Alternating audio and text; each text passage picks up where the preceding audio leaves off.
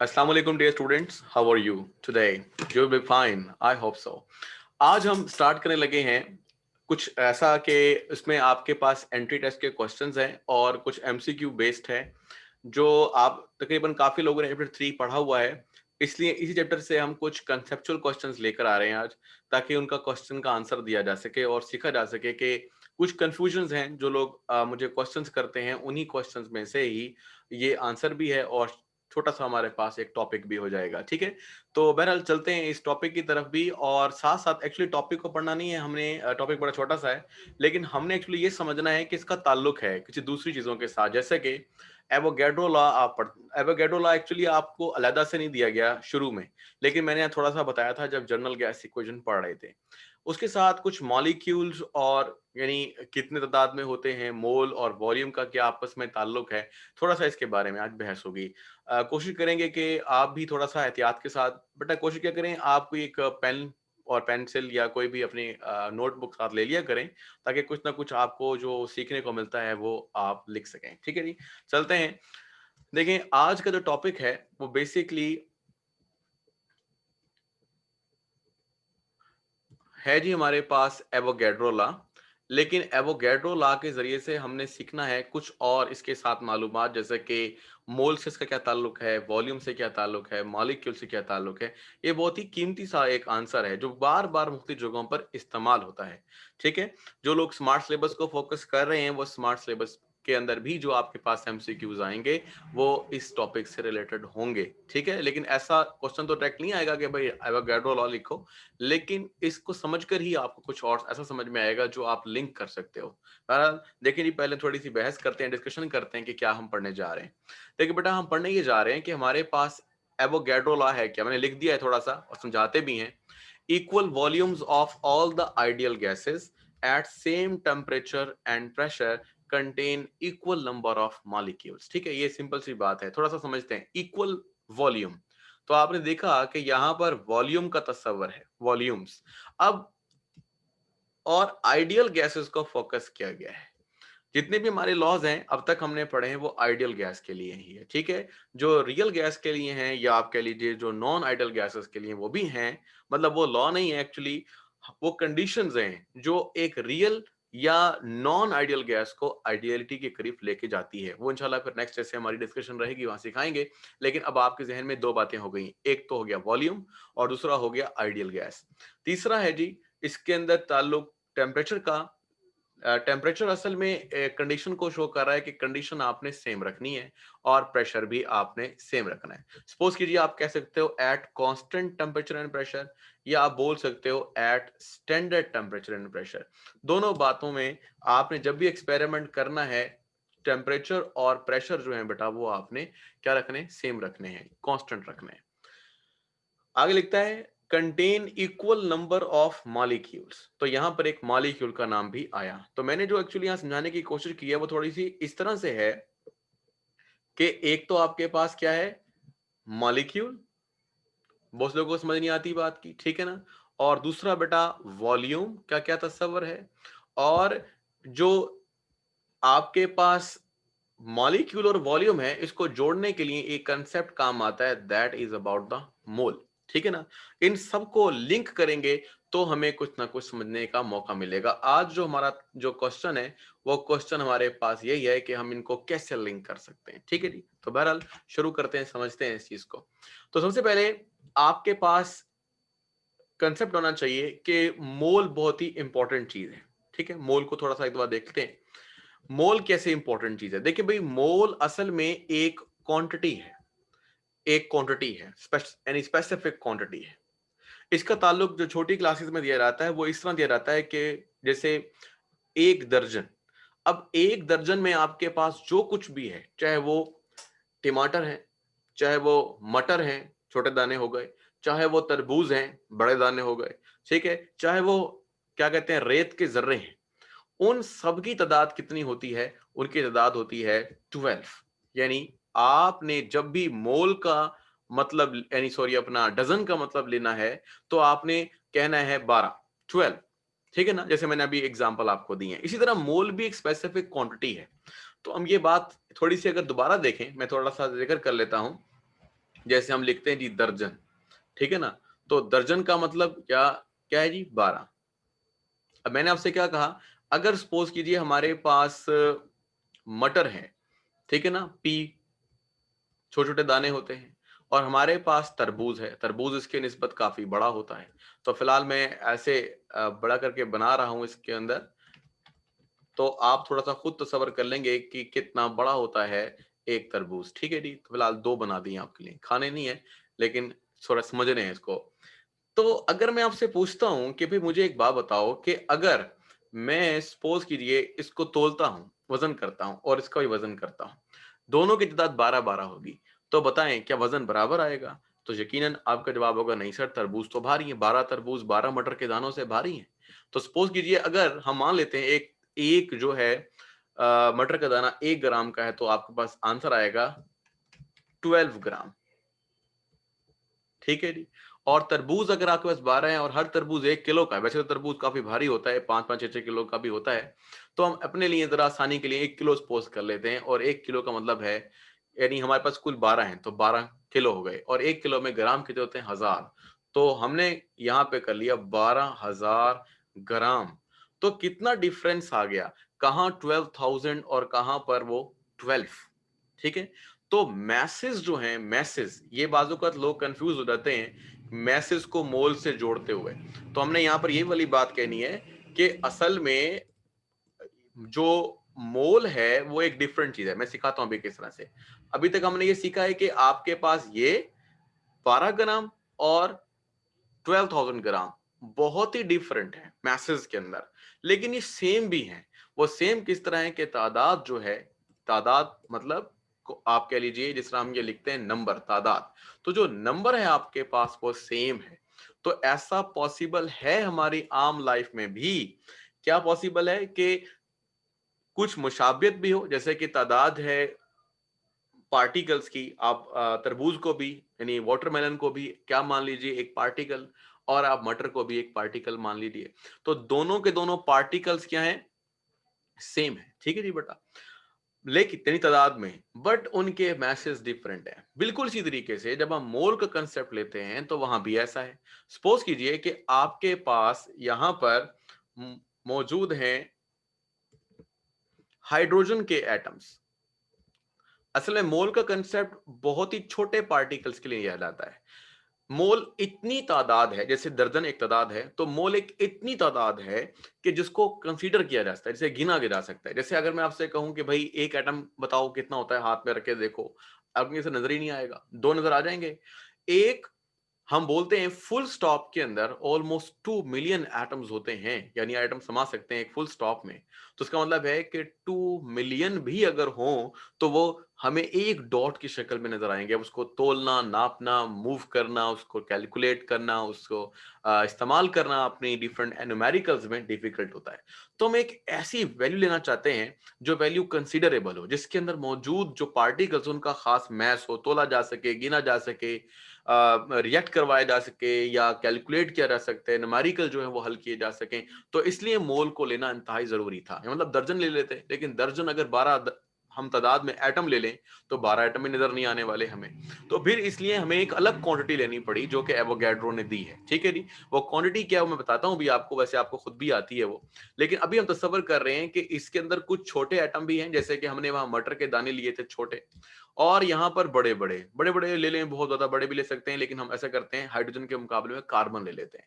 ठीक है ना, तो ये आपके पास कार्बन का एटम हो गया। तो वही मिसाल आ रही है मटर के दाना वाली और तरबूज वाली, इससे बड़े भी एटम्स हो सकते हैं। ठीक है। तो आपको अब तो ये बात समझ में आ गई कि हाइड्रोजन कार्बन, यकीनन जैसे कि मटर और तरबूज के मैसेज मुख्तलिफ थे, इस तरह इस कार्बन और हाइड्रोजन का मैस डिफरेंट होगा। लेकिन ये पॉसिबल जरूर है कि इनकी तादाद सेम हो। जैसे अगर हम इनकी तादाद एक खास कर लें, जैसे मिसाल के तौर पर वो तादाद हम ले लेते हैं, कितनी यकीनन आपके दिमाग में आ गई होगी, मैं भी लिख देता हूं, 6.02 इंटू 10⁻23। 6 पॉइंट, अगर आपको नजर आ रहा है तो ठीक है, हाँ जी, 6.02 इंटू 10⁻23। ये 23 जीरोज हैं।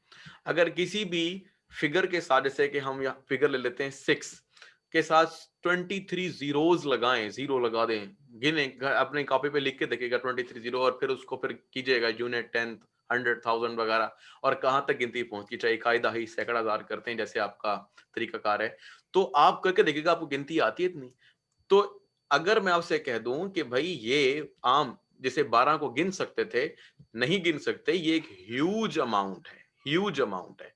तो आप कहेंगे सर अब चूंकि हम उनको तो गिन सकते थे दर्जन को, तो इसको हम क्यों नहीं गिन सकते भाई? ठीक है ना, अगर गिन नहीं सकते फिर रखने की क्या जरूरत है, इतना ह्यूज रखने की क्या जरूरत है? तो हमने एक्चुअली ये जो अमाउंट है ये गिन गिन कर नहीं लेनी। जैसे आप खरीदने जाते हो अगर बाजार में और कहते हो भाई मुझे 1 डजन एग दे दें, तो वो आपको गिन कर दे देते हैं। 12 गिनना मुश्किल नहीं है, और एग को उठाना भी मुश्किल नहीं है।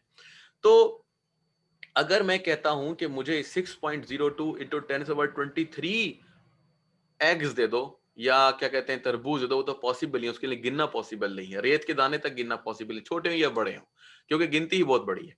तो आप कहेंगे सर ये क्या मामला हुआ भाई, नंबर ही फिक्स कर दिया आपने और मोल भी बता दिए, लेकिन फिर अब इसको लें कैसे? तो इसके लिए हमने अपना एक तरीकाकार इख्तियार किया। तरीकाकार ये है, बड़ा आसान सा है। तरीकाकार ये है कि सपोज कीजिए कि आपके पास हाइड्रोजन है, ठीक है ना, और हाइड्रोजन का एक मैस है जो मैस स्पेक्ट्रोमेट्री के जरिए से निकाल सकते हैं, ठीक है ना, कंपैरेटिव मैस होता है ये।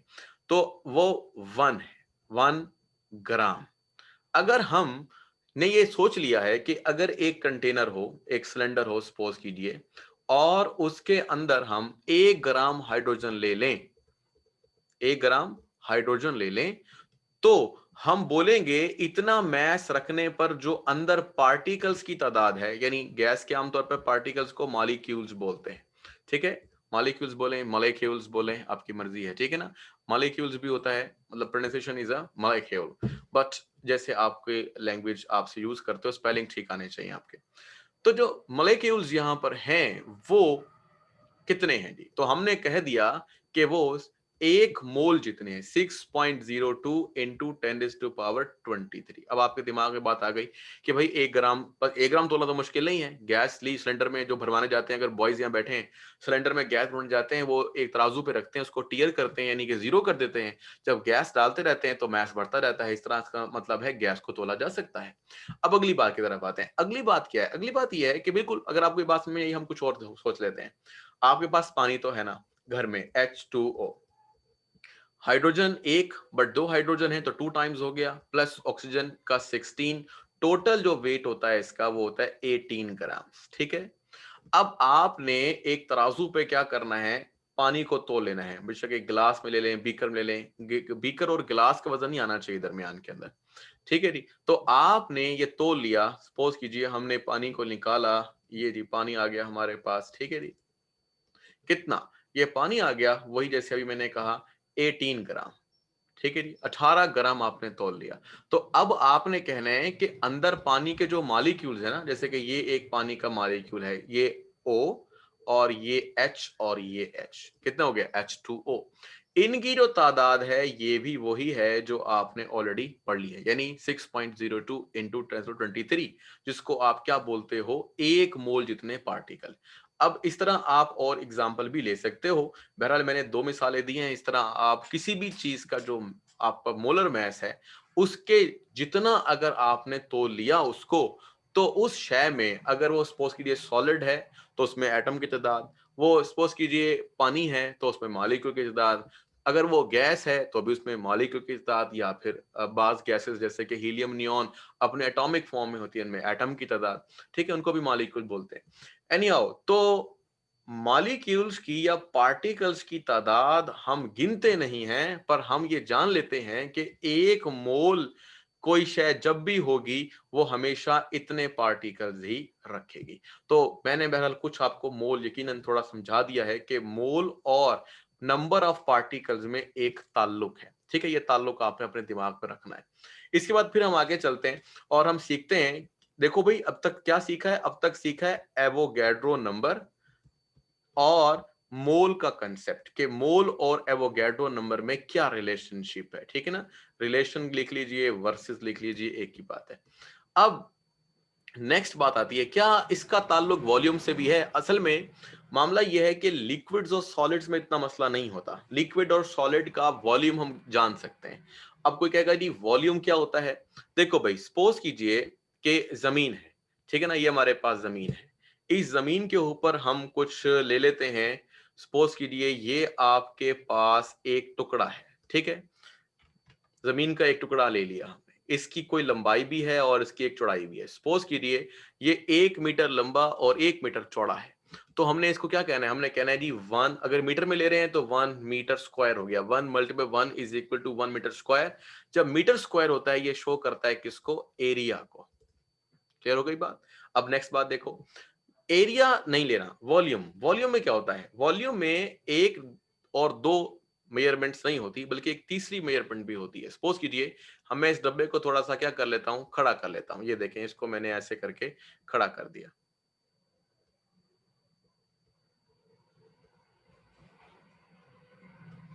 अब इसकी एक और पैमाइश भी आ गई और वो ये वाली है, ठीक है। इसकी ऊंचाई कह लीजिए, लंबाई ज़रब मोटाई ज़रब ऊंचाई, लंबाई चौड़ाई खड़ाई, लेंथ विड्थ ब्रेथ, ठीक है ना, लेंथ लेंथ। तो अगर 3 लेंथ मल्टीप्लाई करें तो आंसर आता है मीटर क्यूब। अब इसका मतलब है कोई चीज ना सिर्फ जमीन पे कितनी जगह घेरती है, बल्कि वो उसके ऊपर भी कितनी है, अगर पता लग जाए तो हम कहते हैं वो उसका वॉल्यूम है। अब होता यह है कि जो लिक्विड्स और सॉलिड्स होते हैं, लिक्विड किसी कंटेनर में हो, सॉलिड खुद ब खुद ऐसी जमीन पे पड़े हो, तो पता लग जाता है कि वो कितनी जगह घेर रहे हैं। मतलब जगह, जो उसकी स्पेस है वो कितनी है, पता लग जाता है। लेकिन जब गैसेस का जिक्र आता है, ठीक है ना, मैं फिलहाल यहां पर गैसेस बना रहा हूं आपके लिए, तो गैसेस की लंबाई चौड़ाई मोटाई ऊंचाई को जांचना मुश्किल हो जाता है, क्योंकि ज्यादा गैस को आप छोटे से कंटेनर में भी डाल सकते हो और इसको बड़े सारे कंटेनर में भी डाल सकते हो। और हमें कहा जाता है कि गैस का वॉल्यूम वही होता है जो उसके कंटेनर का वॉल्यूम हो। तो बेसिकली तो ये बात सेंस समझ में आती है कि गैसेस कंप्रेस हो सकती हैं, छोटे कंटेनर में भी जाती हैं, बड़े कंटेनर में भी जाती हैं। तो मामला यह है कि ये तो समझ में आता है। लेकिन अब मामला कुछ इसे आगे लेके चलते हैं, तो हम कैसे गिनेंगे? हम कैसे गिनेंगे गैसेस को, या गैसेस के पार्टिकल्स को कैसे गिन सकते हैं? तो फिर वही पुराना कंसेप्ट हमें यहाँ पर लाना पड़ता है, और वो वही है मोल का कंसेप्ट, ठीक है। तो हम कहते हैं कि भाई गैस का अगर 1 मोल ले लोगे, ठीक है ना, तो उसमें आपको पार्टिकल तो समझ में आ गए। सपोज कीजिए आप 1 मोल ले लेते हैं हाइड्रोजन, ठीक है ना, हाइड्रोजन ये है एटम। अगर मैंने 2 लगा दिया तो ये बन जाएगा हाइड्रोजन मॉलिक्यूल। तो हम 1 मोल हाइड्रोजन मॉलिक्यूल ले लेते हैं। 1 मोल हाइड्रोजन मॉलिक्यूल में कितने मॉलिक्यूल्स होंगे? क्योंकि हमने पहले पढ़ लिया है 1 मोल में पार्टिकल की तादाद 6.02 इंटू 10⁻23 होती है, ठीक है। ये उसके अंदर मॉलिक्यूल्स की तादाद होगी। लिख सकते हैं आगे मॉलिक्यूल्स, ठीक है भाई, ये भी आपको बात समझ में आ गई। अब आगे चलते हैं। अब सवाल ये है कि अगर हमने ये कहा कि कोई शय या कोई स्पेशली गैस 1 मोल है, तो उसका वॉल्यूम कितना होगा? तो हमने इसको भी फिक्स कर दिया है ताकि हमारे लिए कैलकुलेट करना आसान हो, वरना मुश्किल हो जाती है। देखो, अगर आपको जो मैंने थोड़ी बात समझाई है वो ये कि सपोज कीजिए कि हमारे पास, ये मैंने मॉलिक्यूल लिखा है, ठीक है। सपोज कीजिए कि आपको कोई चीज मॉलिक्यूल की शक्ल में दे दी गई है और कहा जाता है कि मॉलिक्यूल से मोल मालूम करो, ठीक है जी। तो आप मालूम कर लेते हो, क्योंकि आपको पता है कि 1 मोल बराबर है, आप यहां पे लिखो मोल, और यहां पे आप लिखो मोल, और इधर लिखो आप मॉलिक्यूल। अब सपोज कीजिए वो कहता है कि भाई, सवाल थोड़ा मुश्किल कर लेते हैं, ये यही आपकी डिस्कशन है जिसको आपने अच्छी तरह से समझना है बेटा, ठीक है। सपोज कर लीजिए कि आपके पास वो कहता है बताओ जी, सपोज कीजिए हम ले लेते हैं, चलो छोटे से ले लेते हैं, 10 मॉलिक्यूल के कितने मोल होंगे, वो आपको बता देगा है चीज क्या, ठीक है ना। मिसाल के तौर पर बता देगा हाइड्रोजन गैस है या कोई लिक्विड है, कुछ भी है। तो सवाल ये है कि अगर 10 मॉलिक्यूल हो तो मोल कितने होंगे? तो हमें एक बात पता है कि 1 मोल बराबर होता है कितने मॉलिक्यूल्स के? 6.02 इंटू 10⁻23, ठीक है। इसके बाद आगे चलते हैं। इसके बाद ये चलते हैं कि अगर वो कहते हैं नहीं, हमें तो पता करना है 10 मॉलिक्यूल कितने मोल के बराबर होते हैं, तो हम ऐसा करेंगे, कहेंगे कि एक मॉलिक्यूल कितने मोल के बराबर होगा, तो 1 डिवाइडेड बाय 6.02 इंटू 10⁻23, ठीक है। और 10 मॉलिक्यूल जो सवाल है में कितने मोल होंगे, तो बेटा इस 10 को मल्टीप्लाई कर देना है आपने किसके साथ, इस वाली वैल्यू के साथ। मैं फिलहाल अलग से लिख देता हूं उसको थोड़ा सा कलर करके। ये देखें, मल्टीप्लाई बाय 10। तो जब आप इस सब का आंसर निकालोगे, आंसर जरा इसमें आसान ही है, क्योंकि आप जब हल करोगे तो 23 कहां चला जाएगा, ऊपर -23, जिसमें से एक 10 को आप कम कर दें, ठीक है, तो ये हो जाएगा 22। तो 6.02 इंटू 10⁻22 मोल्स होंगे। देखो, आपको अगर ये ना भी पता हो कि वो शय कौन सी है, तो भी आप बता सकते हो कि इतने मॉलिक्यूल्स में कितने मोल्स होंगे। तो इसका मतलब है मोल और मॉलिक्यूल का एक कंसेप्ट बड़ा ही जबरदस्त हो गया है, ठीक है जी। अब हमने अब तक मोल मॉलिक्यूल का कंसेप्ट समझा है, दरमियान में हम एक्चुअली वॉल्यूम में डालना चाहते हैं।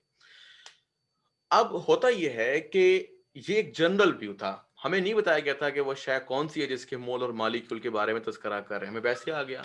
इसी तरह जब गैसेस लेते हैं तो आइडियल गैस लेते हैं। आइडियल गैस के लिए चीजें क्या होती हैं, कांस्टेंट रखी जाती है। अब आइडियल गैस की इन कांस्टेंट चीजों के बारे में अगर हमें, अब आइडियल गैस का नाम तो होता ही कोई नहीं है, उसका नाम है आइडियल। अब आइडियल गैस का वॉल्यूम कैसे मालूम करें भाई, आइडियल गैस का वॉल्यूम, अब हमें को पता ही नहीं वो गैस कौन सी है। एक्चुअली आइडियल गैस एग्जिस्ट नहीं करती, वो हमारी बात मानती है, इसलिए हमने एक सपोज की हुई रखी हुई है गैस। तो अब वो कैसे मालूम हो, तो इसके लिए हमें एक और तरीकाकार इख्तियार करना पड़ा। हमने उसको भी, यानी किसी भी गैस का एक मोल जितनी जगह घेरता है, मैं दोबारा से बात करता हूं, ये हमारे पास आ रहा है कि किसी भी गैस का जो एक मोल जगह घेरता है उसको हम बोलते हैं मोलर वॉल्यूम, ठीक है। ये आपने जहन में रखना है भाई, ये तो मुश्किल बात ही कोई नहीं है। एक मोल जगह घेरती है गैस तो उसका वॉल्यूम मोलर वॉल्यूम, ठीक है ना। इसको यूं भी बोलते हैं मोल को ग्राम एटम, ग्राम आइन, ग्राम मॉलिक्यूल, क्योंकि गैस मॉलिक्यूल पर मुश्तमिल होती है, तो इसे हम ग्राम, इसके मोल को ग्राम मॉलिक्यूल भी बोलते हैं। तो वॉल्यूम को, ये एंट्री का क्वेश्चन आ सकता है, ग्राम मॉलिक्यूलर वॉल्यूम अगर हो तो उसका मतलब मोलर वॉल्यूम ही तस्वर किया जाए। अब ग्राम मॉलिक्यूलर वॉल्यूम या मोलर वॉल्यूम कितना रखा गया है, इसको भी जैसे हमने एवोगैड्रो नंबर को फिक्स कर दिया एक मोल के साथ, गिन नहीं सकते तादाद को, लेकिन एक मोल के साथ फिक्स्ड है, इसी तरह वॉल्यूम भी उस मोल के साथ फिक्स्ड है। तो हम यहाँ पर क्या बोलते हैं, 6 पॉइंट, जो लास्ट टाइम एक बच्चा क्वेश्चन कर रहा था मुझसे, तो मैंने उसी का आंसर दिया था कि लास्ट, मैं नेक्स्ट टाइम बताऊंगा आपको। और बाकी लोग भी काफी कंफ्यूज होते हैं सम टाइम इसको हल करते हुए, तो इसलिए मैं इसको अब लिख रहा हूं 6.0, सॉरी अपना 22.414, ये हमने अभी लास्ट टाइम लिखा भी था, 22.414 डीएम क्यूब। बाकी डीएम क्यूब को सीएम क्यूब में भी चेंज करके देखा था हमने लास्ट लेक्चर, अगर किसी ने नहीं देखा तो वो यूट्यूब पे जाकर देख सकता है, ठीक है, जहां पे हमने ये सीखा था कि जो जनरल गैस इक्वेशन है उसके बारे में भी सीखा था और उससे रिलेटेड चीजों को मिलाया था। बहरहाल ठीक है, इसका लास्ट टॉपिक होगा, आपको डिस्क्रिप्शन में लिंक में जाकर प्लेलिस्ट में मिल जाएगा। 22.414 डीएम क्यूब, ये जी वॉल्यूम फिक्स हो गया। अब आपको समझ में आई क्या भाई, मॉलिक्यूल्स की तादाद, मैं दोबारा से इस रिलेशनशिप को जोड़ता हूं, शायद आपको भूल गया होगा, दोबारा बात करते हैं। ये मोल को जोड़ा है किसके साथ, मॉलिक्यूल के साथ, और ये जुड़ गया है फिर खुद ब खुद किसके साथ, मॉलिक्यूल के साथ। मैं दोबारा से बात कर लेता हूं कि अगर कोई आपसे पूछता है कि भाई ये बताओ कि एक मोल में कितने मॉलिक्यूल होते हैं, तो आप कहेंगे सर 6.02 इंटू 10⁻23, बा खत्म। लेकिन इसी तरह चलो एक सवाल और भी आसान कर लेते हैं, एक मोल में, वैसे मैंने 10 मोल में भी आप अपना 10 मोल 15 मोल भी कर सकते हैं, कोई इशू नहीं है, जिस तरीकाकार मैंने समझाया है वो हर जगह पे लागू हो सकता है। मैंने मॉलिक्यूल से मोल निकाले थे, आप मोल से मॉलिक्यूल निकाल लें, वो ज्यादा आसान है मोल से मॉलिक्यूल, क्योंकि मोल अगर 2 3 4 करेंगे उतने ही टाइम्स मॉलिक्यूल को बढ़ा लें। अच्छा जी, कोई सवाल करता है जी एक मोल में या एक मोल गैस कितनी जगह घेरती है, तो आप कहेंगे सर 22.414 डीएम क्यूब। अब जो सवाल आ रहा है एक्चुअली वो सवाल इंपॉर्टेंट है, वो सवाल ये है कि कोई क्वेश्चन कर लेता है कि अगर 6.02 इंटू 10⁻23 आपके पास मॉलिक्यूल हैं, तो बताओ वो गैस कितना वॉल्यूम घेरती है। तो अब तो समझ में आ गया है, तो लिखा हुआ है सामने 6.02, लेकिन इसको एक इंफॉर्मेशन बना ले। और मैं इसका एक क्वेश्चन आपको थोड़ा सा समझाता हूं ताकि आपको पता लग जाए।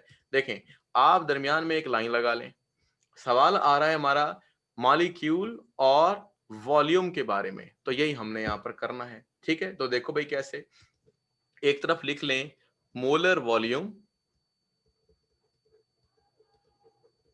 और दूसरी तरफ लिख लें मॉलिक्यूल। अब सवाल आता है कि आपके पास एक आइडियल गैस है, आइडियल, इस आइडियल गैस के मॉलिक्यूल्स की तादाद वही ले लेते हैं 10, 10 है। ठीक है, और हमें यह बताया जाए कि बताओ वो गैस जिसके मॉलिक्यूल 10 हैं, हालांकि 10 मॉलिक्यूल गिनना नामुमकिन है, वो नजर ही नहीं आएंगे, इतने दूर दूर होते हैं, वैसे ही नजर नहीं आते, और पार्टिकल का साइज इतना छोटा है कि इसे कंसीडर नहीं किया जा सकता, लेकिन फिर भी हम कैलकुलेट कर लेंगे। तो बात यहां पर यह है, मैंने इस तरह एक पानी के मॉलिक्यूल भी कैलकुलेट किए थे, उसका लिंक भी डिस्क्रिप्शन में डाल देंगे, तो पानी भी आप बता सकते हो कि आप जो पानी पी रहे हो, आपने उस गिलास में जितना पानी डाला वो कितने मॉलिक्यूल रखता था और आपने कितने मॉलिक्यूल पी लिए हैं। अच्छा, बहरहाल, तो ये बड़े इंटरेस्टिंग क्वेश्चन है, जिसको इस समझ में आ रहे हैं तो जबरदस्त बात होती है। तो आइडियल आपके पास गैस है और उसके 10 मॉलिक्यूल हैं, तो बताया जाए कि वो कितना जगह घेरेंगे। अब इस सवाल का जवाब बड़ा आसान सा है। सबसे पहले आप इंफॉर्मेशन लिख लें, क्योंकि हमारे पास मॉलिक्यूल और मोलर वॉल्यूम के दरमियान बहस है, यानी कितनी जगह घेरता है और कितने मॉलिक्यूल होते हैं। तो हमें एक मालूमात है, वो क्या, कि अगर मॉलिक्यूल एक मोल जितने हों, 6.02 इंटू 10⁻23, तो मोलर वॉल्यूम कितना होगा, एक मोल जितनी जगह घेरता है 22.414 डीएम क्यूब। अब आपसे पूछा गया है मॉलिक्यूल के बारे में, तो आपको एक मॉलिक्यूल कितनी जगह घेरेगा, 22.414 डीएम क्यूब डिवाइडेड बाय जो आपके पास यहां पर एवोगैड्रो नंबर पार्टिकल्स हैं 6.02 इंटू 10⁻23। लेकिन सवाल किया गया था भाई 10 मॉलिक्यूल के लिए बताओ, तो 10 मॉलिक्यूल के लिए क्या होगा, आप इसी 10 मॉलिक्यूल को क्या करोगे, मल्टीप्लाई कर दोगे इससे। ठीक है, फिलहाल मैं इसको ऐसे यहां से दिखाता हूं, यानी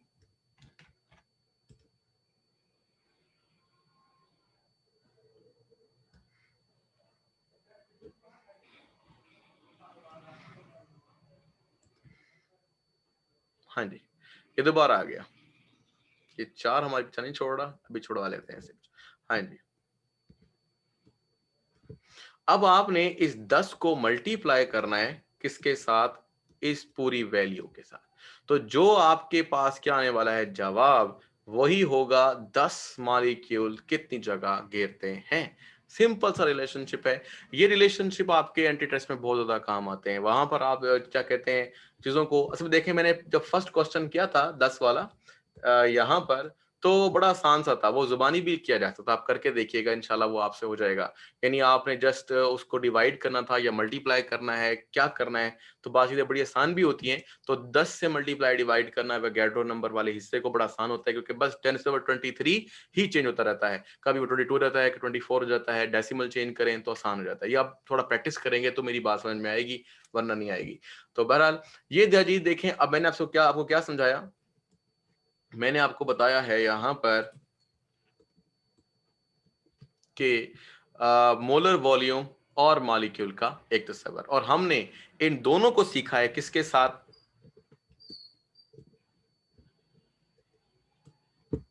जी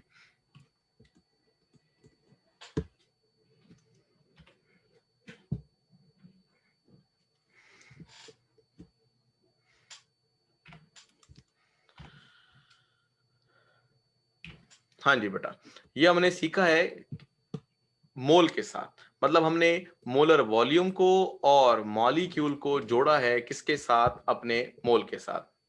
थोड़ा सा ये मेरे पास,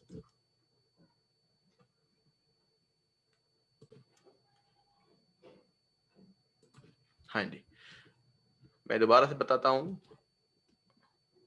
जी, मोलर वॉल्यूम और मोल को हमने जोड़ा है किसके साथ बेटा, मोल के साथ। ठीक है जी, तो यही आज की ट्रायंगल थी कि मोल, मॉलिक्यूल या नंबर ऑफ मॉलिक्यूल और मोलर वॉल्यूम में क्या एक रिलेशनशिप है। और इसके साथ साथ वापस चलते हैं अपने पहले पेज की तरफ और वहां पर देखते हैं कि हम क्या कहना चाह रहे थे। वहां पर हमने कहा था, यानी अब लॉ बन गया यही, इक्वल वॉल्यूम्स। अब आप क्या करो, सपोज कर लो कि आपके पास यहाँ पर काफी सारे क्या हैं, आपके पास कंटेनर्स हैं। मैं फिलहाल ये एक कंटेनर ले रहा हूं। आप इसे समझ लीजिए कि ये आपके पास एक सिलेंडर है, ठीक है जी। और इस सिलेंडर में आपने क्या करना है, गैस डालनी है। तो मैं फिलहाल इस गैस को